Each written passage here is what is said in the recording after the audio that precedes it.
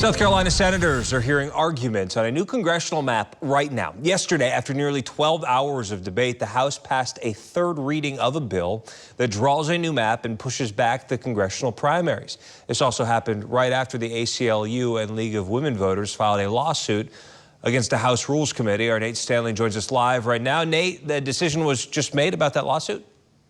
Well, that's correct. The judge ruled in favor of the House Rules Committee, declining the request to step in and stop the redistricting debate. Now, this lawsuit claims that a last-minute rule change to the bill's debate parameters was illegal. In a late-night move Monday, a resolution from the House Rules Committee passed that cut the number of proposed amendments to one per member. It also limited the amount of time that members could speak about an amendment or about the bill. Now, this all happening in the middle of the debate as it was happening. Just minutes ago, as I just mentioned, that ruling came down, saying in part siding with the plaintiffs would go against, quote, well-established separations of power. Right now, members of the Senate Judiciary Committee are meeting to discuss that bill that would redraw South Carolina's congressional map, including State Elections Director Conway Belangia. He says that over 11,000 absentee ballots have already been sent out.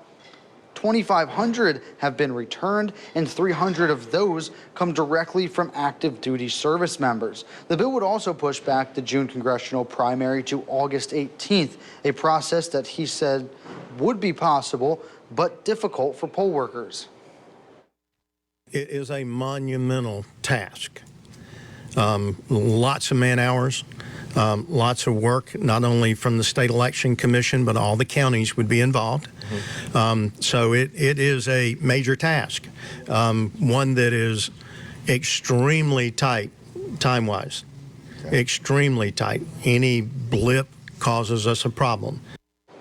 One more note about the bill, Belangia says over 40 current precincts would be split up with the new congressional districts. Now, if the bill were to pass, congressional candidates would have 5 days to file for the race as opposed to the typical 15 days. And one other thing that Belangia has testified on before, he said that pushing back the primaries could cost taxpayers upwards of $2.5 million.